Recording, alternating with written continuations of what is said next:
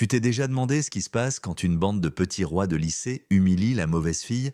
Pas juste une fille timide ou fragile. Non, je parle d'une fille élevée par un homme qui a vu la guerre, qui a survécu à la jungle, et qui sait exactement comment on fait tomber un empire avec patience et précision. Ouais, ça s'est vraiment passé. Et ça commence avec Malika Doucet, 17 ans. Nouvelle au lycée Saint-Régis, fraîchement débarquée d'une base militaire à Guam, avec ses boucles naturelles, ses yeux calmes, et cette façon de marcher comme si elle avait déjà tout vu. Elle parlait peu, appelait son père commandant même à la maison, et portait ses baskets blanches comme une soldate en uniforme. Personne ne la voyait venir. Jusqu'au jour où elle a fait l'impossible, elle a été sélectionnée pour l'équipe de cheerleading. Pas comme remplaçante ou par quota, non, titulaire directement grâce à une audition irréprochable. Chaque saut, chaque mouvement, chaque sourire millimétré, impeccable. Mais voilà, dans un lycée où les pom-pom girls s'appelaient toutes Camille, Juliette ou Zoé, où leur mère sirotait du vin blanc au club de tennis et où leur père sponsorisait la salle de sport, Malika, une fille noire, réservée, qui vivait dans un F2 derrière la caserne, ça ne passait pas. Et c'est là que les ennuis ont commencé. Au début, c'était subtil. Une bouteille d'eau vide glissée dans son sac, un casier qui s'ouvre tout seul, un mot collé sur son miroir, pas le vertige, j'espère, des sourires trop larges, des silences trop lourds. Puis il y avait Thibaut, Enzo et Maxime, les trois princes du terrain de foot, toujours ensemble, toujours arrogants, toujours protégés. Le genre à penser que le monde leur appartient et que personne n'a le droit de changer les règles du jeu. Ils l'ont visé, pas frontalement, non, c'était plus insidieux. Des chuchotements dans les couloirs, des messages anonymes.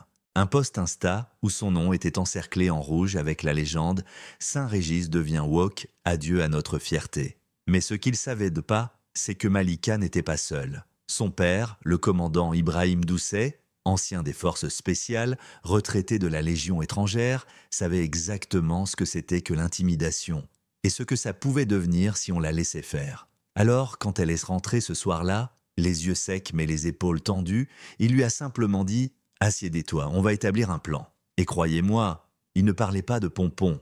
Dès le lendemain, Malika a commencé à observer.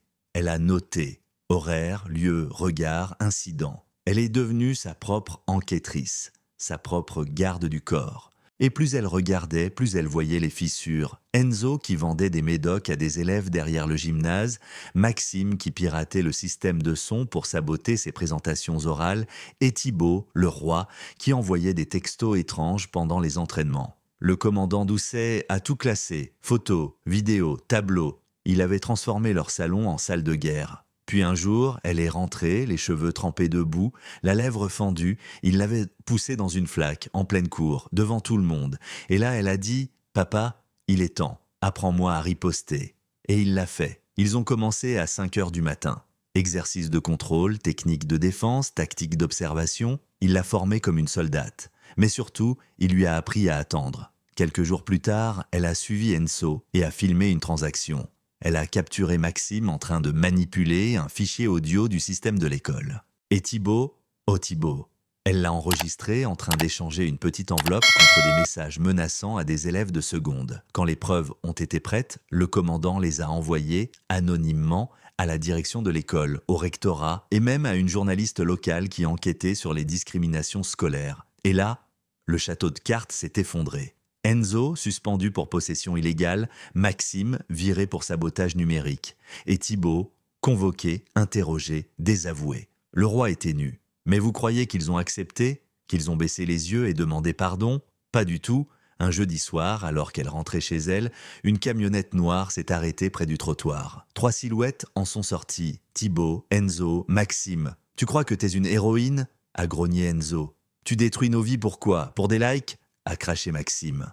Malika n'a pas reculé. Elle a répondu « Je vous ai tendu un miroir. C'est vous qui vous êtes détruit. » Et Thibaut t'a sorti un couteau. Elle n'a pas crié. Elle n'a pas paniqué. Elle a agi. Bloqué le poignet. Torsion. Coup au torse. Le couteau est tombé. Enzo a glissé. Maxime s'est figé. Une caméra de surveillance chez le voisin a tout filmé. La police est arrivée en 10 minutes. Malika a levé les mains. Calme. Ils m'ont suivi. Il avait une arme. La caméra est là. Le lendemain, les images faisaient le tour des réseaux. La vidéo d'une ado noire, seule, se défendant face à 3 garçons, ancien chouchou du lycée, devenait virale, les médias nationaux s'en sont mêlés. Les autorités éducatives ont ouvert une enquête pour harcèlement à caractère racial. La principale a été suspendue. Le coach du foot a démissionné. Des formations anti-discrimination ont été imposées. Et surtout, l'école a changé. Mais Malika, elle, n'a jamais cherché la gloire. Elle voulait juste qu'on l'entende, qu'on la laisse vivre, danser, apprendre, sans être humiliée pour la couleur de sa peau ou son silence.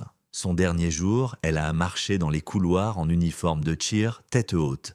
Les regards étaient différents, plus prudents, plus respectueux, peut-être même un peu honteux. Elle a souri, pas pour narguer, pour se libérer. Et pendant qu'elle traversait la cour, son père l'attendait en voiture, fenêtre baissée. Il a levé 2 doigts en signe de victoire, comme il le faisait quand elle était petite. Elle est montée à l'avant, a attaché sa ceinture et a dit « Mission accomplie ».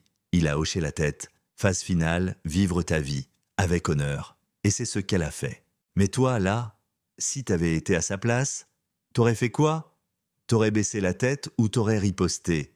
Est-ce que la justice parfois passe par des coups d'éclat ou est-ce que c'est allé trop loin? Dis-le-moi en commentaire. Est-ce que Malika a eu raison? Est-ce qu'on aurait dû l'arrêter?